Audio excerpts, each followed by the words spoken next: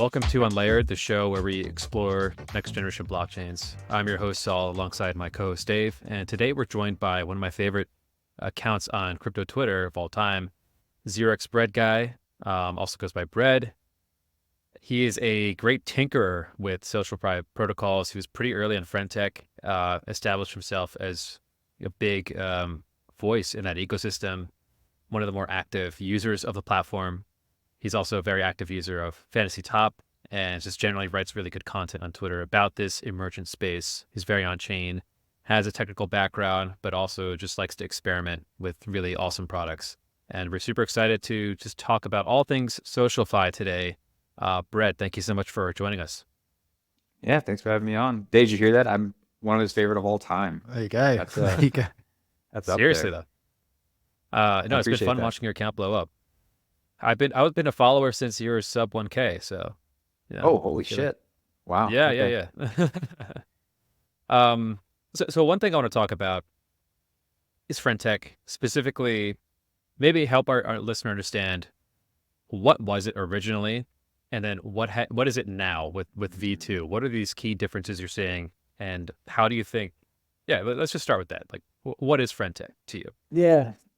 So, yeah, it's kind of tough because like it heads this SocialFi sector. You've thrown that word around a little bit, and that is this emerging layer in crypto these days where we're tying tokenization to social profiles in some capacity, right? Like we've seen iterations of this stuff in the past. There was a BitClout, that was the one that everyone was drawn to, but where it's just like you have these online personas, right? You have followers, you have whatever, and you're trying to find a way to bring that on chain in some capacity. And FriendTech, what they did was they created this unique stack of you would just sign in with your Twitter account, right? So that instantly tied and verified your online persona with a specific address, which was spun up in the background. It managed all that stuff.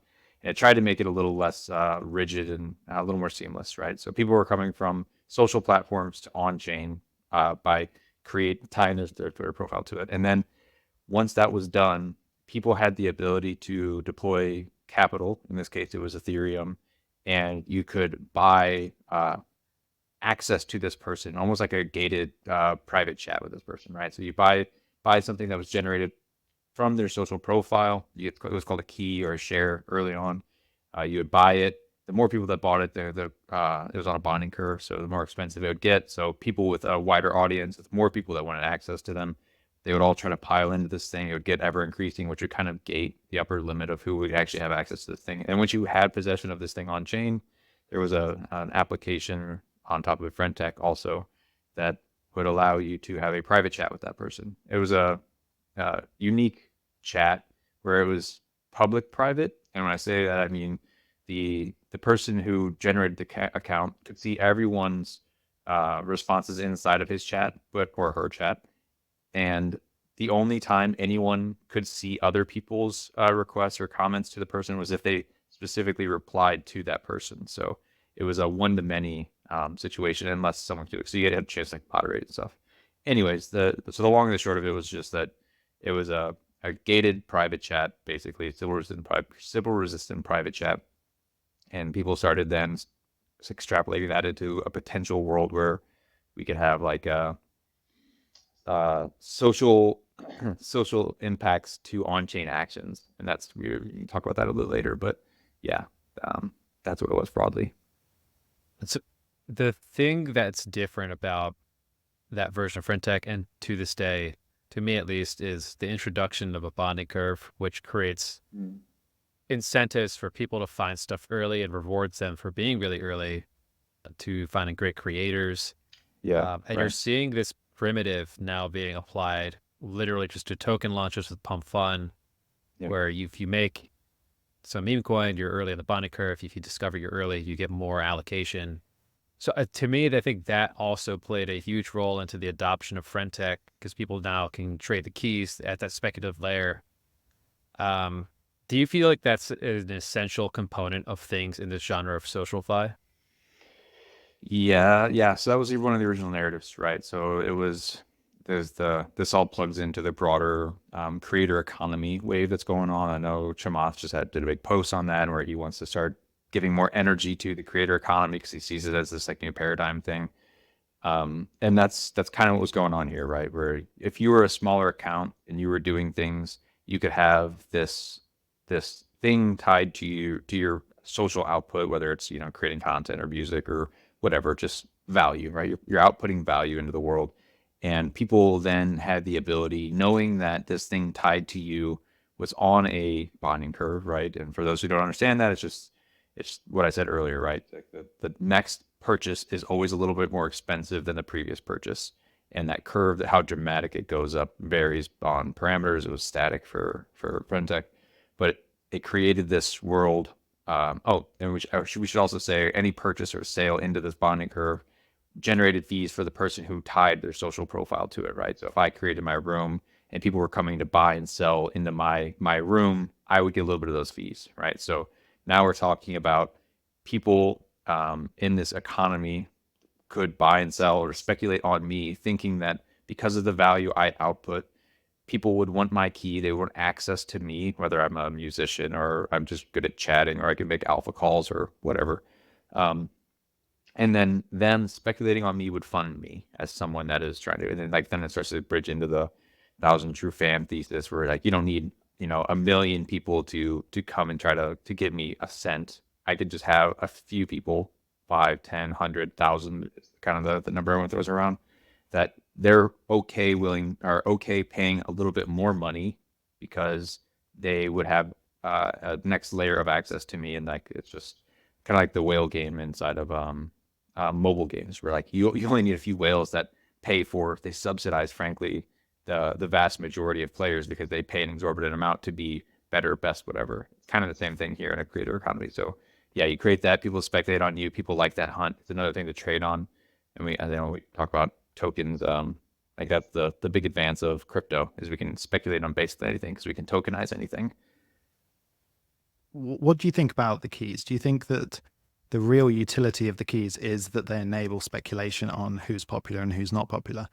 Or do you think people are actually gaining value from being in these private chats? Because I remember talking about this with Sal when it first came out, and I think my view was the only way that you can really make your money back from the keys is if they're going to be sharing alpha. But if they're going to be sharing alpha in these groups, firstly, there are already Telegram groups where they might be sharing alpha.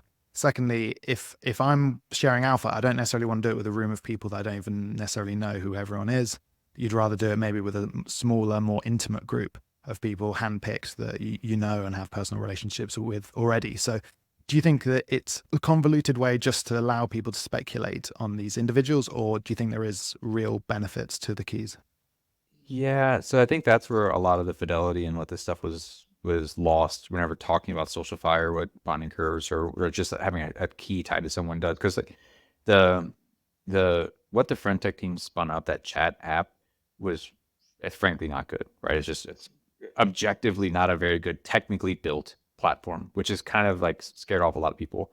But the underlying smart contract and just having a key tied to a specific address and that specific address tied to a Twitter profile, like that link, which the Twitter link was actually in their database, but still it's there. And you could deduce that from their API, whatever, or just whatever other behaviors.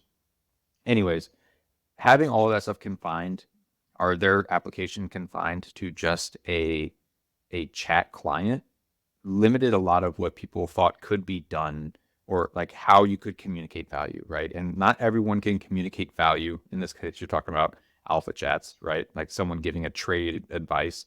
Like, yeah, if I'm going to communicate value, whether it's strictly monetary value or exposure to me or whatever, and I have to do it through a chat client, like that's not built for everyone, right? Not everyone can communicate their value that way the best. I'm not a trader, so like I can't in that environment be very valuable to other people because I can't give valuable information, that kind of. But there are people that are like do really good with streaming or music or like all of OnlyFans is the example that everyone pulls it, right? Nudity on through video chat or stone streaming or whatever, right? So there was, if you look at FriendTech and you look at that specific application, that was it. It really limited what people thought could be communicated as value tied to these keys. But what got me really excited early on, and why I leaned into it so heavily, is that if you just view like that mapping, that very simple smart contract, and it is very simple, like 450 lines of code of just mapping of addresses, right? You have a social network that was spawned up inside of this thing of map addresses to the social profiles. That thing was basically just gated experiences as a service, right? So like I could build my own application and reference that same smart contract and still have a gated experience, but make it for video or make it for streaming or make it for whatever.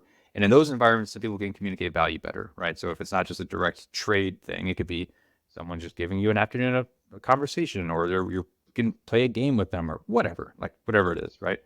So, and it doesn't have to be strictly monetary. It can be an experience. Like people are very willing to pay for experiences if it means like next level exposure. You see that with bands, musicians, whatever. Like I will pay well over like the cost of a ticket if I get backstage, right? Because it means a little bit more exposure to you. That's valuable to me. I'm not expecting a return other than the experience itself. So it like I was hoping that what they were spawning up, because they had like a critical mass of people that flooded into that app, because we had a lot of Twitter to these keys map addresses. I was hoping the team would be flexible enough to see that, lean into that, and then facilitate the growth of other applications, make it sustainable, that everyone else could kind of use this root of mapped addresses that they've created, this registry, and then create an ecosystem on top of it. Now that ultimately didn't play out because Racer, like the contract was really rigid. Racer not very receptive to feedback. Racer's the creator of FriendTech, to put it politely, and the fees were crazy high. So like ultimately that kind of grinded down the ecosystem. Didn't blow out how I wanted to, but I still think there is an avenue for long-term that coming into place where we'll have some level of smart contract on a public ledger where it has this registry of social profiles to on-chain addresses, and then from that you allow applications to be spawned up on top of it that give you various gated experiences, and try to make that sustainable for those applications, because they need monetary incentive to be able to build that, right? If I'm building the video chat client, I need to know I can make money from people buying those keys. But like Razor's contract didn't do that. So yeah, it's a long-winded way to say like, yeah, like I think there's an avenue for it, but it's just not in the current structure because of how it was designed and how the team specifically is, which is unfortunate because they were first movers. So one thing you just brought up, that something that's really interesting, and I'm not sure what the answer is this idea of mapping a social identity to a wallet, essentially, is what you're saying. Mm-hmm. Yep. The challenge with that is money has to come in somehow. And I don't know how people would feel about this idea that they have like a doxed wallet, essentially, that other developers can build on top of. People always point at like Venmo's public feed as like a counterpoint, and like maybe that's kind of one, but the crypto is just so traceable. It's a lot different, and right, like the chains that people are using are specifically the ones that don't really have any zero knowledge primitives or any way to kind of conceal transactions. So my question is like, do you think like the apps that go mainstream might actually kind of do some sort of hybrid approach where you don't really dox like the person's address in the app, but maybe like it is on chain still? Or do you think that is actually an essential component of all this, and in fact, like user behaviors will just adapt to this? Yeah, I'm wondering. So I'm constantly trying to reevaluate my position on this stuff and wonder if it's something that is niche to our values as early participants in this ecosystem. Like, right, like because we're early to stuff, we see things and we're like, this is how it's going to be forever. But then we get so honed in on our beliefs that we forget like how the rest of the world thinks. And I'm wondering if this is one of those things that we over-index for relative to like when you talk about like mass adoption. Like I don't know if people are going to generally care as much as we care about this stuff, because we kind of see the implications of it. But I mean, you saw it with FriendTech, right? FriendTech came out, people saw there was an opportunity to make money and speculate, and they thought whatever, and they were ready and willing. Everyone was linking their Twitter account, and they did it, right? Now, after they kind of thought of the implications of some of that stuff, and there were people that spoke out against it, but they did it, right? And actually, that actually led to a little bit of the people that stayed in the ecosystem, what they valued most. And even now at V2, they're doing some more stuff there. Actually, finally being able to see some of these anonymous and pseudonymous people see their on-chain actions, because we can clearly identify now where the source of their funds are coming from. At FriendTech, they did an airdrop. So everyone who interacted with the platform, which required a Twitter profile, then had to claim their tokens through that profile. So that we have a direct link of what they're doing with their tokens. And then you see people in this anonymous environment on crypto Twitter that are saying one thing, and we can very clearly go and check on the chain and see this other. And there are people that value that because of how grifty the space has been at times. So I do think there will be a subset of people that will value that. I don't know that it would be valuable to the broader, like it's as big of an issue to the broader market as it is to us, because they frankly won't even understand the implications of that.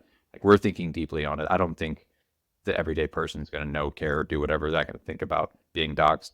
And then I know there's also a subset that very much values the fact that there is a known linkage between those two things, and that's public for everyone to be able to like root out nefarious actors and stuff. So, yeah.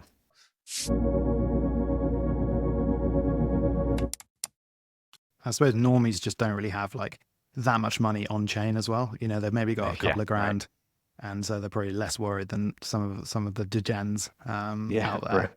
Right. You mentioned the airdrop, and I think it was really, really interesting. So I'd like to get your thoughts on that. But the two key things that stick out are 100% of the tokens were distributed to the people using the platform. So firstly, nothing for the team and nothing for investors as well. And as I understand, they're more holding equity versus tokens. So I think that's very interesting. And then the other bit is the tokens are sort of sitting in this walled garden within the app itself, and not necessarily on decentralized exchanges. So how have you viewed the airdrop so far, and and these particular anomalies?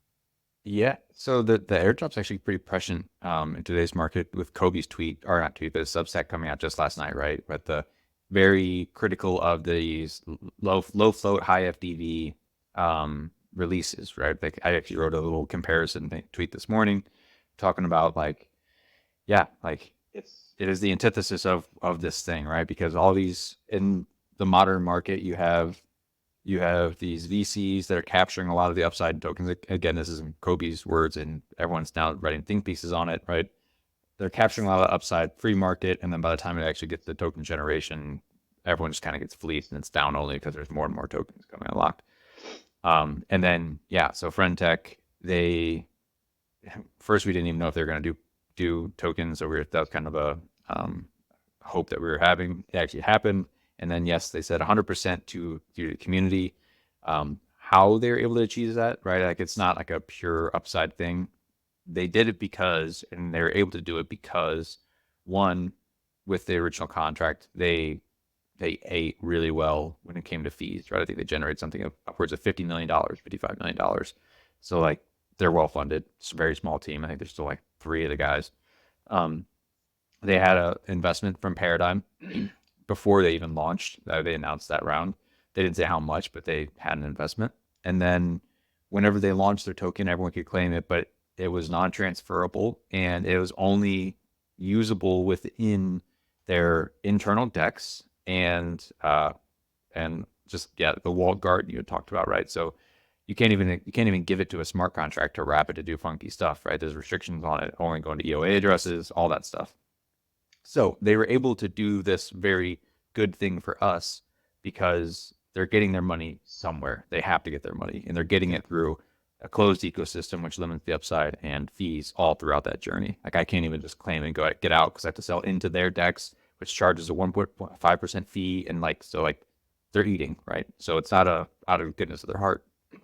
That said, yeah, I think it's a good experiment. I like seeing teams experiment. And I want to see, I think ultimately it's nice now, after doing that review this morning, I saw that, you know, it is a pretty well distributed token. Like, there was a lot of dumping at airdrop, which is to be expected with any kind of airdrop. the chaos that came from that, because you could actually see who was doing what.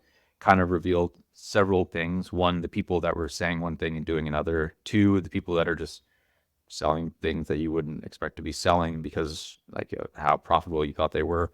And then another is highlighting a lot of these these bots and Sybil accounts that were actually used to farm the protocol, which were abundant. Like I think we saw in the picture, at times you'd see like 20,000 sellers of $1, and then there's actually 50 times the amount of money coming in. So it's just all of these single token, single like single token accounts that were spun up on a bot farm. It's very clearly Sybil because they didn't do any Sybil prevention. They were just claiming and selling. So I think ultimately good. The team didn't do great to mitigate a lot of the farming that was done on the protocol, but it's nice to have experiments. I think that's what there's no rules in this environment, and I'm glad teams lean into that. It reminds me, just a quick comment, it reminds me a bit about Meteor have just released something for meme coins where the developers can just lock up all of their tokens forever, basically burnt into a liquidity pool, and then they just earn fees basically for the rest of the meme coins duration. So yeah, Right. it sort of reminds me of that, of they're just giving all of their tokens away, but they're saying we back ourselves that we can make it all back on the fees. And I think that would be a pretty awesome model if we started seeing that rolled out elsewhere, because something has to change. There's sort of utter despair on the timeline at the moment for all the high FDV projects out there. It'll probably be a middle ground between the two, right? We're talking about two extremes now, where it's like you have like 10% of the supply circulating versus 100%. So like it'll probably land somewhere in the middle. And I know there's a lot of pushback on that because some teams, like Santiago talks about it on his podcast, that he doesn't like giving out tokens, or he doesn't think teams should be so willing to give out tokens, which is kind of against the common thought with crypto, right? Because it's all community owned, it's all incentive driven. He's a VC as well. Yeah, he's a VC as well. Yeah. I was going to ask, what's your take on V2? I saw a tweet recently basically categorizing clubs into roughly 3 buckets: interests, native culture coins, third-party apps. What's been your response to V2? I think other people have also kind of compared V2 in some ways to like having mechanics similar to Pump Fun, but just more like in a walled garden, so to speak, which was an interesting analogy. And I think people are getting excited by that whole that whole genre of apps. So what's been your response so far? Pump Fun on training wheels is kind of what I've been referring to it as, with the specific meme club section, right? Because like what you do is you can go click a button, choose how like drastic you want the curve to be. So you instantly have a coin and a picture and whatever. So like that's very Pump Fun-y. But then you also have a chat that's natively integrated into it, right? So then now you also have like Telegram group right there. So it's like all of those things kind of encapsulated, which is nice and convenient, and people like convenience. And the social linkage, right? So I know who's launching it. I can see who's buying it, who's selling it. Like we can actually do some of that stuff. So you're not at risk to a lot of the externalities that happen in like the actual Pump Fun ecosystem. But also you have limited upside too, right? Because like you're never going to see one of these meme coins exceed the market cap of, say, the friend token, right? Because it's denominated in friend. So with friend being 100 and whatever 90 million, 200 million right now at DV, you're never going to see a meme club go in there and then reach, $1 billion, right? You're never going to see a BOEM come out of there because it just can't. Now, some future friends worth of a gajillion dollars, then sure, like maybe some of that crazy stuff will happen, but not in any immediate future. So I do think there is some appeal there, and you are seeing some teams lean into that. And now you're seeing a little bit more fun because in the contract, they have a referral system built in. And all that is on any transaction, you're able to pass in as well a referral address. And that referral address would then get a percent or a portion of the referral fee.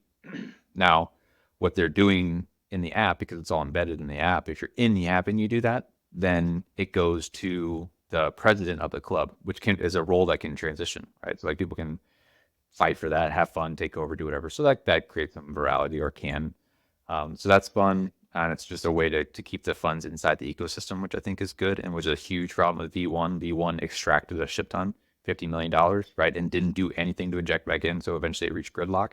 This way you're at least keeping stuff cycling in the system, right? So you keep some fun, keep stuff flowing around. And that's ultimately what they want. They're still taking their fees, but you want to in any ecosystem, you wanna have it tightly sealed, because any leakage will eventually lead to just like people either running out of funds or gridlock or whatever, right?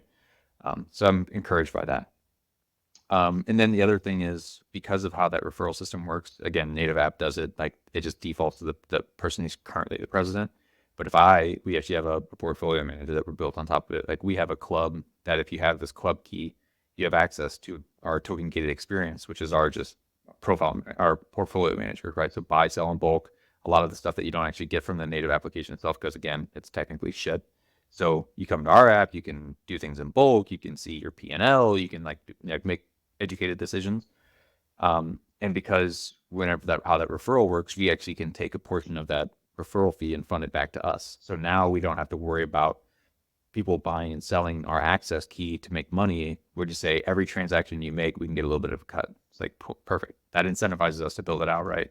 And that was part of my original like hope for the app, was that teams like us would come along and find ways that they could sustainably build things on top of it, allow people to do their natural stuff, communicate their value in any way. Like these people are just trading or speculating, cool, whatever. And we just get a cut. Like it incentivizes us to do it. Like, not if it's profitable, we'll keep doing it. So, yeah, I'm encouraged by it. There's some mechanisms in there that lend to growth, and I want growth because I own Friend, because I claimed it and haven't sold, much. So, yeah, I'm watching, hopeful. I think that's an interesting insight, having meme coins with integrated chat. Yeah, and it could be the start of a new meta for sure. And maybe you could start seeing Pump.Fun compete in some way, trying to do it themselves. Yeah, and if you think meme coins are like, everyone's talking about the meme coin super cycle, right? Like if you think this like meme coins will continue to proliferate, then like you want to make that experience as seamless as possible, right? So like if the friction now is I launch a meme coin and I now have to go like coordinate a Telegram chat, like that's friction, right? To have the specialist to do that. But if that's all just integrated into an application, that's appealing to some people. Yeah. So yeah, maybe now is a good opportunity to start talking about Fantasy.Top, because FriendTech, I mean, for sure, it's had a huge amount of hype, of buzz, but then I saw a tweet earlier today where it said that the user numbers were down to 366 people today, down from like 70,000. And I kind of feel that Fantasy.Top has maybe taken the mantle in the last week or two since its launch. So yeah, love to get into how does Fantasy.Top work and how you think, what the major difference is really between the FriendTech thesis. Yeah. So I actually saw the same thing on FriendTech, and that was actually for just key trading, which is just the personal profiles. I checked after that, and I saw that then there's people that have done a transaction on the key side. On the club side, there was like, I think 1,100 today. It's like there's a little bit more, at least, unique addresses transacting, but yes, definitely down, no question there, which is something I've been trying to monitor. And then yeah, so Fantasy.Top, like I didn't know how, or if I wanted to like consider it part of like my SocialFi exposure. I have gone over to it because I saw that it was gaining a lot of momentum, and I saw that the team that was launching it were born out of FriendTech, or at least had a lot of they've been here for since 2017, but they had a lot of experience with FriendTech where I did, and they saw or shared a lot of my same opinions on how the team addressed some of that stuff. And they were just very mindful of that. So I was encouraged by the direction of the team, so I wanted exposure to them. And then the concept of the actual, the application itself, which for people who are listening, who don't know what that is, it's just fantasy sports, but the players are Twitter users, right? So you're betting, or you're building a card team, or it's cards, but just building a team out of Twitter, crypto Twitter predominantly, users, hoping that whoever gets the most engagement performs better on Twitter metrics, scores higher, and then you compete against other people over certain durations to try to win prizes. So it's enticing for the creator ecosystem stuff we talked about before, because the team has promised to give trading revenues back to actual, they're called heroes, so a Twitter profile. So if I were to become a hero on there and people were to buy and sell my card, I think they said today they're giving away like 600 ETH or some shit, 6,000 ETH. It was a lot. For the second, 6,000 is a lot. So I would say 600. They're giving away that to the heroes. So it's just a way for people to do what they naturally do, which is combat on Twitter for engagement, and then out of that earn fees. So it lends to that idea, and I think that's why it's kind of being categorized under SocialFi. And I'm just going there because new ecosystem. I didn't have exposure to Blast. I didn't have exposure to the team, and I'm kind of excited about that vertical because I feel like there's a lot of things that they can use to continue the momentum that they've already seen to garner. Kind of along those lines, you mentioned, or I saw a tweet recently saying that like Twitter's almost like a sport. Like there's people that are naturals at it. There's like lots of different styles of tweeting, characters. And I thought that was really interesting just in this broader umbrella of creator economy stuff that what you can do with Web3. Do you think like that form factor though, like the form factor through which a mainstream person interacts with this is like a fantasy top? Because to me, like athletics, NBA, NFL, we bet through fantasy sports, but I think a lot of mainstream people actually just will straight up go right into sports betting or something like that. Like that's been the huge category that's been created since 2018. And then a lot of people just spectate, right? And that's like people scrolling the timeline. But I guess how close are we to what you think that form factor is if we really are looking for kind of a mainstream app that taps into this already existing, millions of people watch creators on YouTube, they read them on Twitter and what have you, TikTok. How do you think that kind of evolves? Because to me, Fantasy Top's a bit, like to your point earlier, a bit like targeted at this really niche audience. But I do actually, I'm very bullish thematically on what they're doing. Yeah, so I fully agree with you. And then that begs the next question of, is that enough? Right? Like even if, because like FriendTech was the same thing where everyone always does the, well, wait till Taylor Swift is on here, then everyone's going to want to do the thing. And it's like, Taylor Swift didn't join FriendTech. It still doesn't stop people from speculating that Taylor Swift is going to join it. And then even with her never having joined it, it's still launched as a token that's 200 million FDV, and like there's still upside there, upwards towards whatever, a billion if you want to go crazy on bull market, right?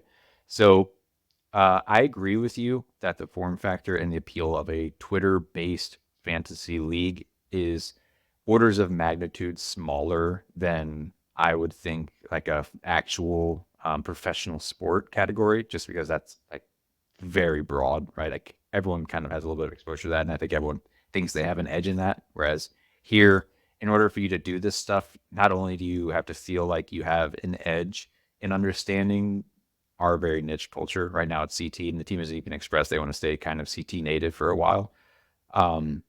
You have to deploy a lot of capital at this point, right? Because like now they're in this position of like, if you want to compete at the upper ends, like you have to spend a lot of money to buy these cards. But in order for it to be truly competitive and then like have an actual fantasy lean in fantasy sports, at least the majority of leagues that I've ever played in, like, yes, maybe you have to budget and like everyone shares the same budget to like pick and choose what people they want to place, but all players are available to them, right? And like that's where the strategy comes in. They can choose anyone in any combination, and those variants and combinations is what allows it to be like a feel competitive. Whereas here, they're dealing with the negative perception of don't let price go down, right? No one likes price go down, so like they have to deal with that because all of these things are individual assets. And if price go down, mood go down, people leave. But you need more cards in order for it to be competitive, because you need all things to be available to everyone so they can have unique combinations and do whatever. So I'm skeptical, and that's kind of why I did I was trying to think of the whole market dynamics that they're trying to spin up, and like what can be known, what can be unknown, and how can you turn that into a game that is fair and competitive at the same time. And I don't know if you can tie individual assets like we do now with what's going on in Fantasy.Top and make that a thing. I know I'm kind of getting sidetracked here, but like, yeah, Twitter's definitely a sport. It's very competitive. There's a fight for attention, and some people are naturals at it. I was thinking about that when I was thinking about the game dynamics, and like why you want better people. But the problem is that because we tie everything to an underlying asset, and that's tokenized, because that's what we do with crypto, we tokenize everything. I don't know if it's something that you're going to get someone off the street to use for a lot of reasons. I think one of the benefits it has is a fairly frictionless experience for the content creators, for the celebs, if you like. Because on FriendTech, they have to set up their own room and then change their behaviors to start Oh yeah. diverging alpha or whatever it may be on that room. Whereas here, all they have to do is continue shitposting on Twitter. So it works in that respect that you're not really asking them to do anything different than they would be otherwise. So yeah, just something to think about. That actually ties back to one of the things I was excited about for FriendTech too, because like we saw a bunch of forks come out of that where people were trying to replicate Twitter, and Farcaster leans into that a little bit, right? Where Farcaster is kind of like a Twitter clone, public feed basically. And I was very against that because I was very against that because you like what you just said, right? You change the natural flow of creator, of the content creator, right?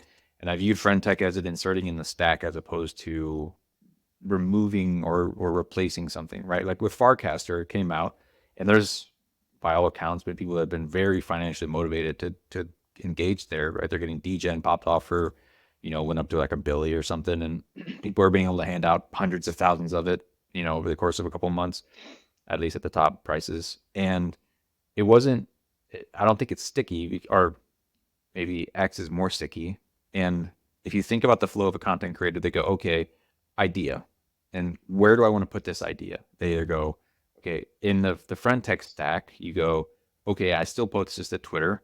And then if that engages a certain amount of people, they could then come into the FriendTech, the gated DMs, whatever, private DMs, and talk about it further in a closed environment. So like it still works. You still just post to X, you take it to the next step of the discussion inside of FriendTech. Okay, cool. I can see that inserting there. Whereas all of the forks for FriendTech and Farcaster, as an example, they have a public feed. And when you have a public feed, now you go to the creator and you go, okay, I have an idea. And you go, where do I post it? Do I post it over here and then make it unique over here? Or do I just double post it? Or and like you're interrupting that inherent flow that they have, and trying to recreate behavioral patterns to make someone leave one platform for another.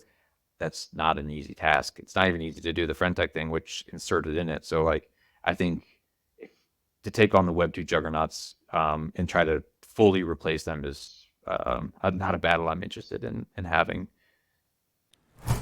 If you like Unlayered, check out the Solfate podcast with Nick and James. They talk shop with the builders and founders in crypto, focusing primarily on the Solana ecosystem.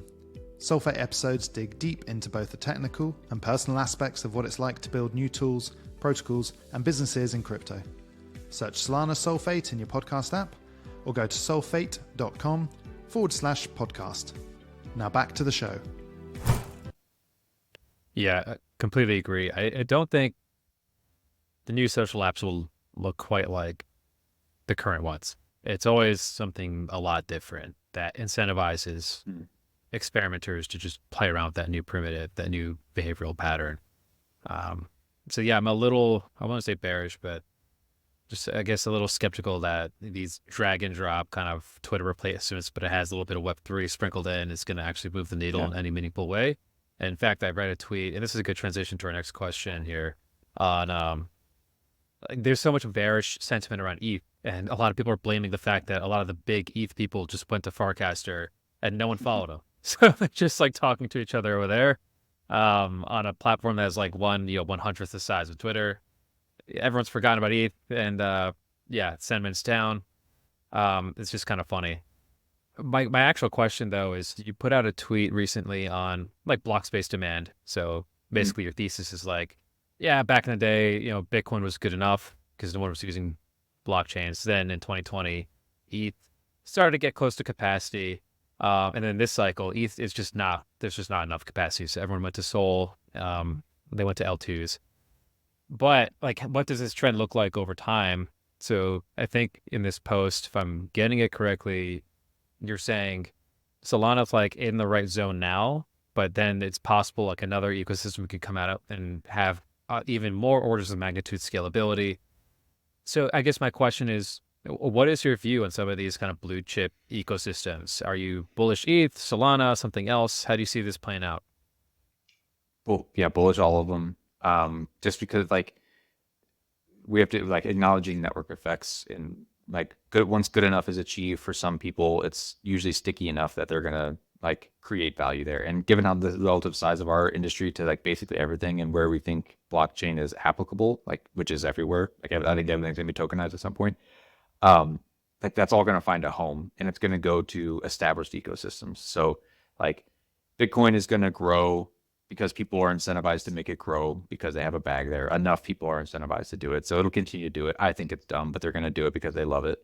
Ethereum is going to grow because enough people are incentivized to do it. Some people are going to think that's dumb, and they're going to go to the next thing, and that'll continue to grow. And that post specifically was on, like, I know you guys are hyper aware of this stuff, but just like the global demand for block space in general, right? And like these ecosystems, blockchains themselves, I view them almost like living organisms, right? You need a sufficient amount of demand in order for them to be a sustainable thing, to grow, to propagate the network, to do whatever, and which is all well and good, but the demand for your block space has to like is a almost like as a percentage of your block, right? So that means the size of your block matters. So Bitcoin has, relatively speaking, and I try to normalize it across like just like bytes per second of throughput of all these chains, and it's like, Bitcoin was basically nothing. Ethereum did like Bitcoin is 5% of Ethereum, and then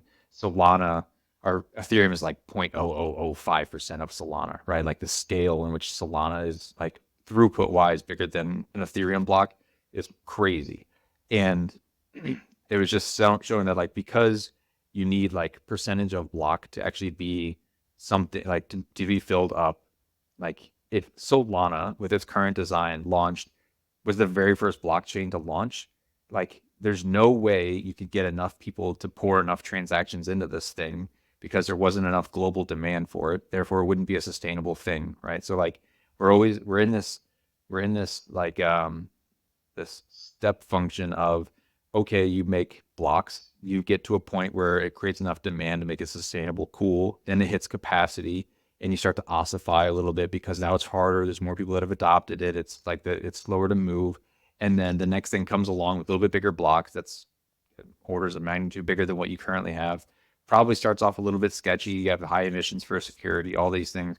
And then enough people adopt it. It's slower to iterate because it's more and more complex. There's more parties, there's more whatever. It's become sustainable. Maybe even like Ethereum now, everyone was getting crazy because it was deflationary for a period, but now it can't keep up with demand, right? Like if you just view demand as like a linear progression of like blockchain demand is ever increasing because it's a broadly applicable to everything, and these new designs let people think on new shit they could do with it. But the way that our block space is increasing, it's a step function, right? It's up for a little bit, then it takes a few years for a new one to come out, then it's up for the next blockchain that comes out, and then it's lateral for a little bit, then a new chain comes out and it's bigger. So those two things next to each other, you were kind of oscillating around the demand. So anyways, that is all just to say that it gives me, and then there's also a second conversation in my mind around the mindset, just the pure mindset of user-focused building with a Solana, because the mindset of abundance versus the mindset of a scarcity, which was Bitcoin and Ethereum almost exclusively, building with abundance allows for people to think on new products because it like something may be born out of that they're just not predicting, right? Because you're creating a novel environment that just you're letting people whatever. So anyways, that is just to say that I think Solana will carry a future because it creates a new mindset of abundance, which allows for new native apps to maybe bear out some new use cases that we're not thinking of. That's great. That's bullish in my mind.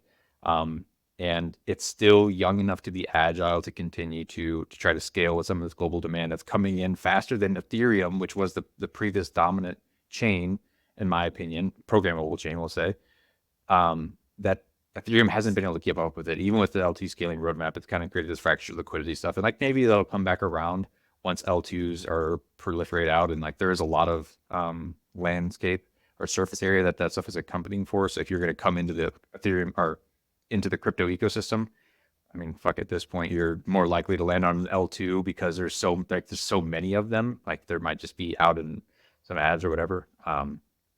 But I think we'll eventually reach another point where Solana, now it's already starting to face governance headwinds, right? Where it's like, okay, we now have a lot of users, like objectively, it's crushing it with MEV transactions, daily users, all that stuff.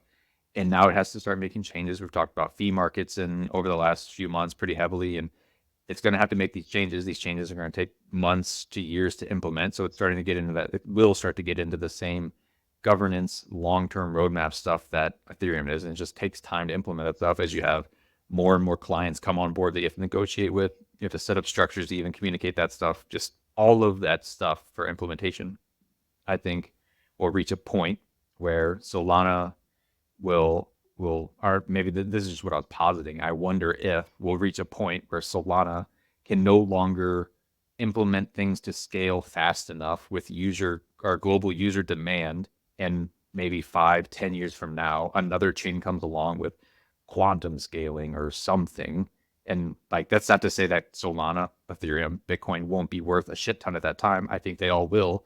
I'm just curious if, like, because of the way that these blockchains are actually structured, how they both grow, but are also limited by the way that they grow, which is a decentralized ecosystem. If that means we're going to constantly go through this iteration of grow, like throw the stick really far ahead, then everything catches up to that. And then like you have to get a new stick, throw it even further. Everyone catches up.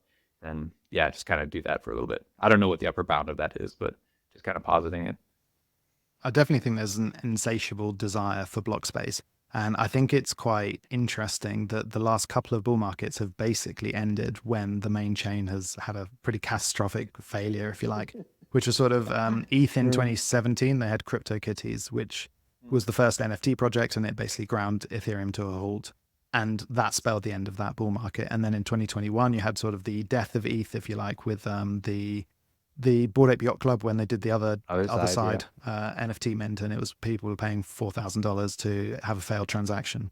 And then arguably Solana then had a Indian summer, and that came to an end when it started falling over as well. So I think there's just an insatiable demand, and probably the top of this cycle will be probably when Solana starts completely falling over and just can't deal with the rate of demand. And at that point, as we saw with ETH, either it spends a couple of years innovating and comes back much, much stronger, or as you say, another chain comes out and you get this sort of quantum leap forward. You almost think it's like broadband. I don't know what the actual term of it is, but right, like if you, same with highways, right? You have 2 lanes, like, oh, we should add 2 more lanes in order to meet demand, but you add those 2 lanes. People just end up using those 2 lanes, and you don't actually fix traffic. It's just it finds a way to fill the new space. And I think blockchain will follow a similar trend where we add bigger blocks, and then people are just like, well, now it's cheaper, or it's even cheaper, so I can do more and more things to fill this extra space that I have. Like the world will find a way to use it, especially with as broadly applicable as blockchain is. And use cases can come about because the idea of YouTube was founded back in like the 1990s, but it took until 2005-ish until broadband capabilities were good enough that you could actually start streaming things live. So I think something like Drip has been an example from this cycle where you have this, as you say, this abundance mindset where suddenly you're sending out millions of NFTs. Compare that to 2021, where it was a case of, 100 collections of 10,000 NFTs, all very artificially expensive. restricted. Yep. One other thing I saw on your Twitter is you mentioned a project about, it's kind of like inscriptions on ETH. What was, I guess, because obviously Bitcoin ordinals have popped off in a huge way. They've essentially carried the entire, if you want to call it the NFT ecosystem, I think it's fair to say. The vast majority of all volume on all chains is on Bitcoin these days. So what was the motivation to try to bring some of those same properties of inscribing or etching rather on Ethereum? Yeah, okay. So just reflections on inscriptions. That one actually. So I was in early with those guys. Those guys just being ordinals in general. I was paying attention to it because it interests me. But I faded it because I really didn't like because I'm a nerd, frankly, and I didn't like some of the ownership properties of it, like the social consensus stuff. But trying to to watch the ecosystem and reflect on it. Because you're right, like a lot of people have gravitated towards it, and what it showed me was that people very much value on-chain uh, on-chain storage of their stuff, right? People, whether you think it's practical or not, people really like putting their asset on the chain to be stored. And so like that was it. People value on-chain things. Um, then whenever, and like I just observed that and was like, okay, people are clearly doing this stuff, and they've woven the narrative that this is about more valuable because of that. They value it. Cool. Then just staying aware of all of these things and having dug into the ordinals, what it is structurally, right? And for listeners, what it is, right? Like why it was able to be done was basically Bitcoin had its structure. Bitcoin went through several upgrades, but the Segwit was the big one, which introduced a separate little section of their blocks, right? In the sort of segregated witness data that is on-chain storage at a discount, but that storage is prunable, right? Which just means the nodes, they get it, they validate it, they don't have to store it forever. But the thought is like if you stuff shit in here that, and people spend money on that stuff, that now people are financially motivated to preserve that stuff. One, if they want a full history of Bitcoin just as an enthusiast, or two, as just like because the stuff is valuable, people are paying for it, we'll do it. It's like that's the background of what ordinals and inscriptions are. Fast forward to the beginning of this past year, people were talking about the Denkun upgrade for what's going on with L2s. And what that was Ethereum had an upgrade, the Denkun upgrade, had introduced, guess what? A second spot of the blockchain, or in the block space, they call it blob space, which is a larger capacity, stored at a discount section of prunable data. Sounds very familiar because it's the exact same thing that was done back with the Segwit upgrade and Taproot upgrade for Bitcoin, right? Separate section, larger data, on-chain, prunable. Cool. So, okay, now I saw these two things and I said, well, people have shown very clearly they value on-chain stuff. They're doing it on Bitcoin. Not everyone loves Bitcoin, but everyone loves these things are cults, right? To a degree, right? There's a lot of people that have tied their personalities to specific chains. So whether it's because that's where they started, or that's because they believe in the ethos of the chain, or just whatever. So I saw that and I said, okay, people value this stuff. I'm just going to offer it as a service.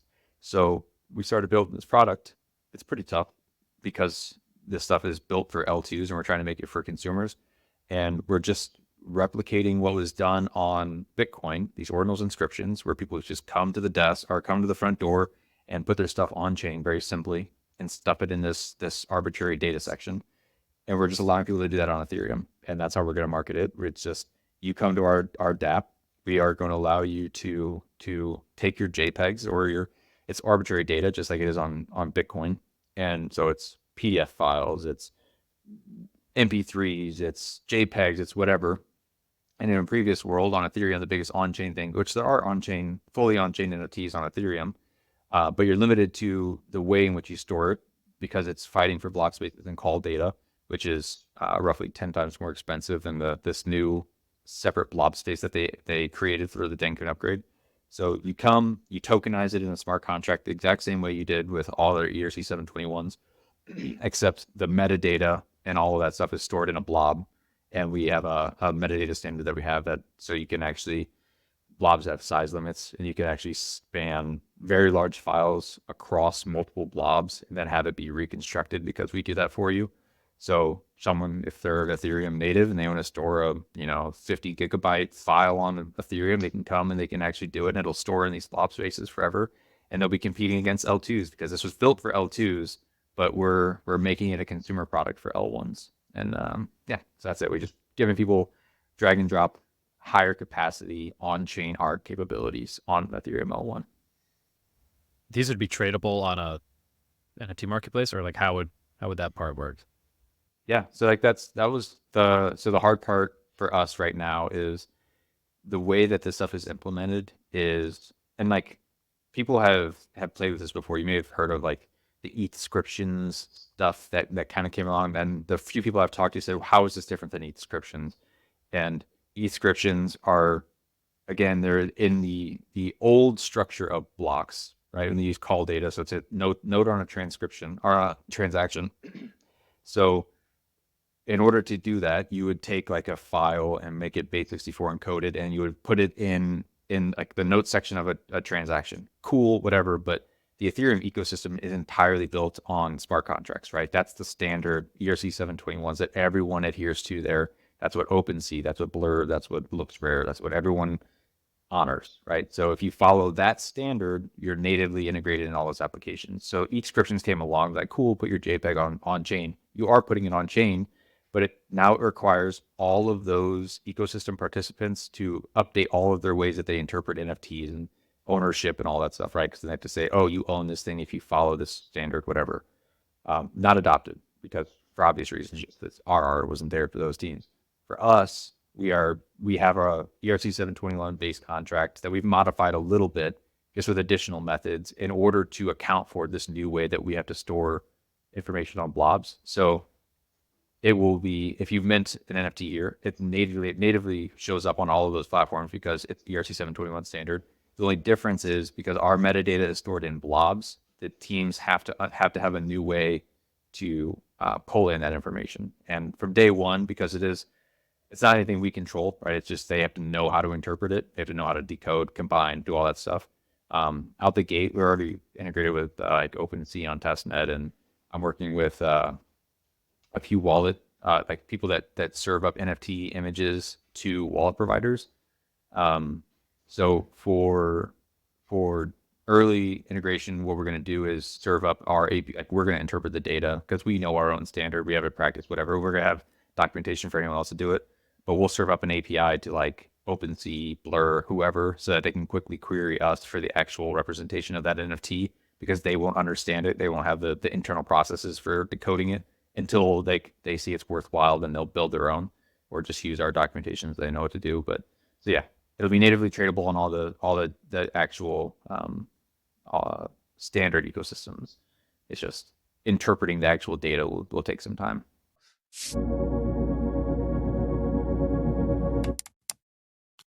Yeah, it's interesting. And it would definitely be great to see some resurgence of NFTs at some point this cycle, but Trying, man. Yeah, dude. Did you see the punk stuff today?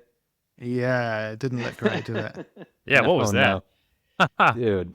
Oh my God. Every passing month, my decision to acquire a punk in the last cycle is looking worse and worse. ETH doesn't move. Let me shut my door real quick. Punk floor price doesn't move. And then I don't even know what to call it. This collection. Yeah. Yes. Yeah. Wow. Yeah. So I mean, yeah, just for the benefit of the listeners, but they're basically releasing some what looks like a very sort of substandard, full body 3D block figures. And yeah, it just looks like nothing. It just looks like a cheap cash grab, basically. And surely that's like the worst thing you could be doing to try and maintain the brand. Like they diluted the brand with this. Just Yeah. ridiculous. Yuga Labs. Yeah, I was actually just on a space with Thread Guy on that, and apparently it's like some people came up and talked about it, and it's not their thing, but it is tied to their brand. Where like it's a famous artist, world renowned, that's just like pulling in some punk stuff, but still like the pushback is just that like you're punk, don't do anything. Literally just don't, and you're winning. And so they keep doing stuff, even if it is tangential, and that's rubbing people the wrong way. It's the Bitcoin thesis of NFTs, isn't it? Just Exactly. leave it alone. Yeah. So okay. So question for you guys. I mean, given that you guys are heavily in the Solana ecosystem, what are your general thoughts on the Bitcoin side? So the other extreme, because like I know the same thing with like you just saying Bitcoin don't do anything, and like I'm having come from the Ethereum ecosystem and thinking about the whole sustainability demand thing, right? Like before ordinals, I was like, all right, Bitcoin's headed for doom, right? Like it's 10 years, it's going to have security issues because subsidies is zero and they don't have any usage. Where are your general thoughts on that ecosystem being the polar opposite of where you guys are with the abundance? Yeah, I've talked about this before, I think. It's like the barbell thesis is kind of playing out, right? Where you allocate to Solana adjacent projects, and then you allocate to Bitcoin, and you would have outperformed, holding spot ETH.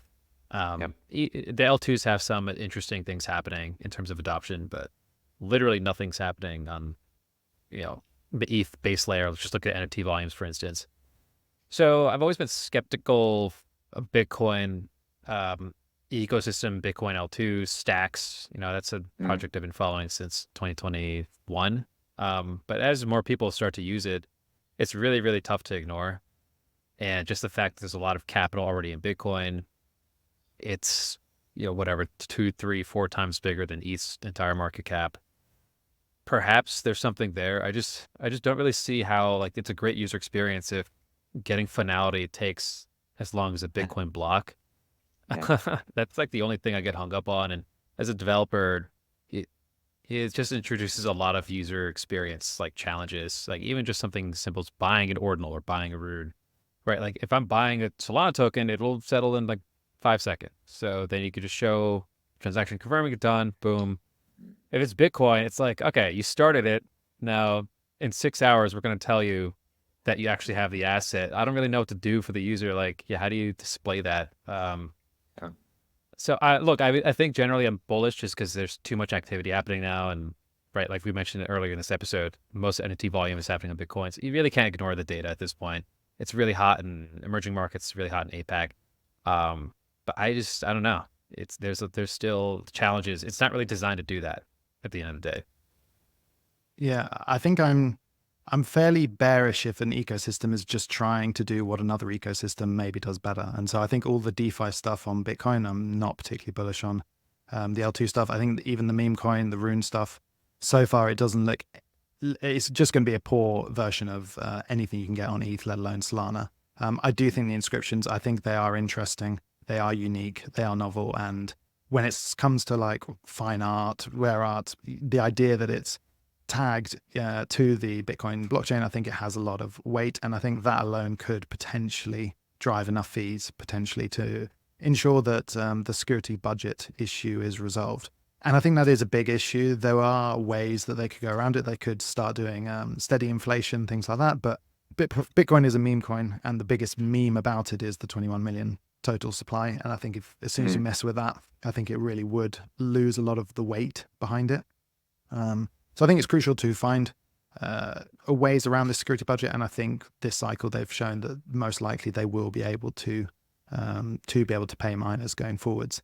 And then just generally, I'm very bullish. I don't own any Bitcoin. That's just for the boomers, but I'm very bullish that it offers something completely unique in the industry. And I think that, the pension funds, things like that, I think they will allocate to Bitcoin as a store of value, because I think it is the best store of value in crypto. And I think it's likely to remain that way for the foreseeable future. So I'm bullish that there's going to be a lot of people who do want to allocate to it. Probably the one negative is the lack of yield, which a lot of those pension funds would want to seek. But yeah, as Sal says, this cycle is obviously being Bitcoin and Sol meme coins. Yeah, I think I do see a lot of that. With my own observations, I think it's pretty clear. Yeah, Bitcoin has been dominated with the ordinals narrative, and that's carried a lot of it. I think where I'm going, or where my head is going, is what you're talking about, and then finishing, like doing the next step. Because like now, I think about, okay, Bitcoin is now going down this path of like, it finally has the people interested enough to create activity on top of it. Same thing happened with Ethereum. Ethereum had just enough programmability that it incentivized people to continue to build on it and do whatever. It got to the point where it hit capacity. Now it's going to L2s and doing whatever. Bitcoin's doing the same thing, where it just got enough programmability on it, that now with Ordinal's ecosystem, to incentivize people to start building on the base layer just enough so that it can hit capacity. And then it's going to have to go to eventually layer 2 ecosystems. And like, okay, finishing the thought, that means Bitcoin is going to, and they're already talking about Opcat, go down this route of maybe informal programmability, which I think, as you mentioned earlier, kind of calls into like, shakes the original thesis of the thing, like 21 million cap, doesn't do any logic. So like they're trying to like ride that line. But then like, okay, let's assume this stuff fills out and like it does continue to go down this path. Like, okay, now Bitcoin is an L2 scaling roadmap, just as Ethereum is, without the formal governance structure without a willingness to change. So it's even more rigid in how, and probably more, will take longer to implement any kind of changes, which Ethereum is already having trouble keeping up with the pace of demand. And then like it has to try to resolve all of the things that Ethereum has been trying to solve for the last 7 years with like in protocol MEV mitigation, all this stuff. It's like if I follow this thought through, we're like, yes, Bitcoin is starting to get enough stuff. It's like I don't know that even with it just being a harder asset, quote unquote, I don't know that it will be able to keep up or iterate fast enough to keep up with the amount of demand that I predict will come into blockchain over the next 5 to 10 years. And I think all of the people that have leaned into like programmable money have already started on smart contract platforms. And that's where I start to think like, well, you already have BlackRock doing their BUIDL fund on whatever. You have Coinbase building on, like, Ryan was a heavy Bitcoin guy. He's capitulated and he's built his entire company on top of Bitcoin now as an L2, or Ethereum as an L2 with Base. And like, I wonder if Ethereum has captured enough of those people that like Bitcoin, yes, will catch some attention short term. I think it's a better trade just because it is the sexy thing. But I think now in an optimal scenario, it's still going to be placed 5 years behind what Ethereum has already been doing. And then like they're running the exact same race at that point. So like, are people going to wait 7 years for in protocol MEV mitigation on a chain that, is like trying to do stuff that Ethereum already figured out and already has L2s and already has like all of these people willing to build on top of these L2s? There's 60 of them coming out in the next, 4 months. So like, I don't know that the momentum that's already been accrued in the Ethereum ecosystem is going to be outpaced in a medium long-term horizon by Bitcoin, because now they're basically identical. So I feel like that's where my Can you not see that Bitcoin just being the asset that it is and just sitting on balance sheets and allowing a way to hedge your portfolio risk, that is the purpose that it serves? And I appreciate that doesn't really help with the security budget, but maybe you can just have a few other bits and bobs being built on top of it to service that rather than going the full sort of Ethereum route. Yeah, I appreciate it. I just don't know that it has this high an upside as a programmable money with yield. Like that's where, like, you mentioned that earlier, and I think like if you look at bonds relative to gold, right, or like the total addressable market of a yield bearing asset versus something that is valued based on speculation is orders of magnitude different, right? It's hundreds of trillions to 13 trillion in gold. And like, I guess you can kind of try to include like houses and stuff in that if you're going to try and do like assets to whatever. But well, I suppose that's a different conversation, which is will anything be bigger than Bitcoin? If that's the question that we're having, then I think both Solana and Ethereum could well one day be bigger, for sure, because I think there's going to be so much being built on top of it. If you tried to say how much the internet was worth, all those sorts of analogies. Right. And as you say, the yield piece is huge. So I think something will be bigger than Bitcoin for sure. If the future unfolds as we think it will. Do you agree with that, Sal? Yeah, well, actually, it kind of kind of is a good transition to this closing question I had, which is during this interview, Bitcoin broke 70,000. ETF approval odds are through the roof now. I think they're like 10x or whatever. So it feels like, what was that? It was at 11% on Polymarket. What's it at now? It's over 50. What? Wow. Yeah. So something's happening. Bread's I don't looking know happy. details. I'm just getting notifications. So I guess my question along those lines, and then we're talking about Bitcoin, talking about how things will shake out. How do you think this, let's call it a bull run. I think we're in one, right? Yeah, So of course. there's been a lot of conjecture about it. I think it's been proven wrong already. How is this going to shake out now, especially with these newest potential tailwinds? Yeah, I mean, I'm not gonna not try to act like I'm a master trader here. I'm more of a long-term thesis guy, and like in my mind, I look at a few things to see if like we're like how heated everything gets. I haven't seen exorbitant raises from the VC side, and I've heard on podcasts recently that they're just now starting to notice that, like they just had the DAS London stuff. They're just now starting to notice that they're getting thawing at the top of that funnel, right? So you're getting you're getting funds raised by some of the larger players in our ecosystem, established crypto funds, right? So Paradigm, ACCNZ, all that stuff. And they're starting to get big numbers. You're seeing, I think the last one they just had was just over $1 billion. But at the heat of the last market, we were upwards of $3 billion a month plus in funds getting raised. And they were for specific niche stuff from like mom and pop shops. So between one, not seeing crazy froth in VC raises, two, knowing that we have structural flows coming in from BTC ETF, and then now apparently ETF for ETH potentially in the next like whatever this next round. If it wasn't going to be then it was going to be BlackRock's in August. So I was confident in that. I participate pretty heavily in Coinbase, like the actual token on the other side on traditional markets. I say token, Jesus, the stock.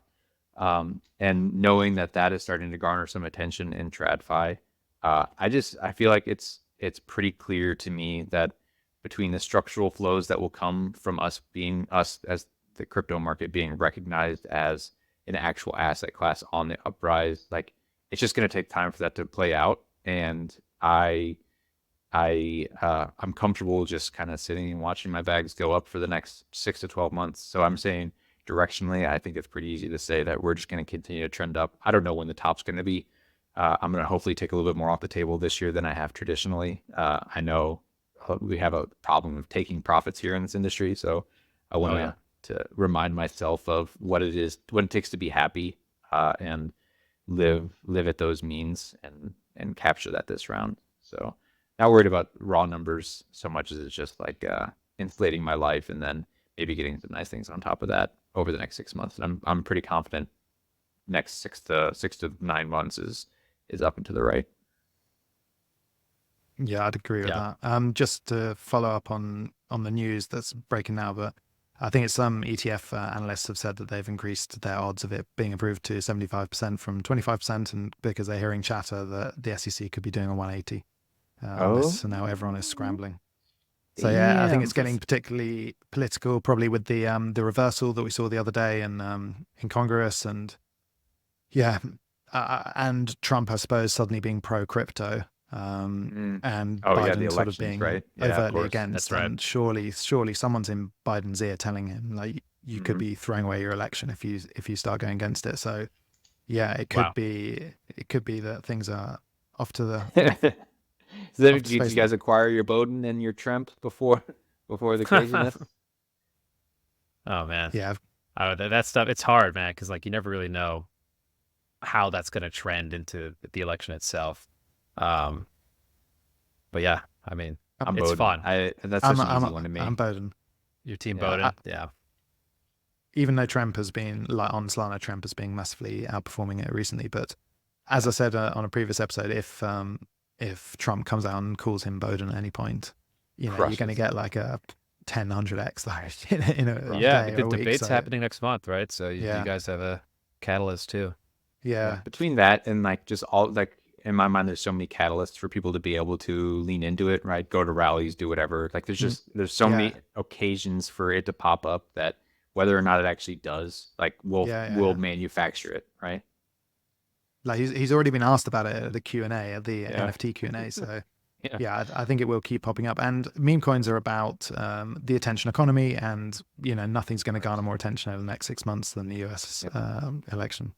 Well, awesome. I think we covered a lot of topics. It's been super comprehensive discussion. I don't think we ever had to focus on SocialFi either, so that was pretty refreshing to do an episode on that. Brett, thank you so much for taking the time out of your day to chat with us. Super excited to see what's going to happen in this space, and just with everything that's happening now in markets.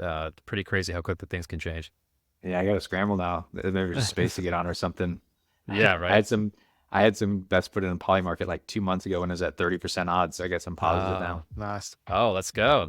Awesome. Awesome. Cool. Well, thanks again. Yeah, man. That was awesome. I appreciate it.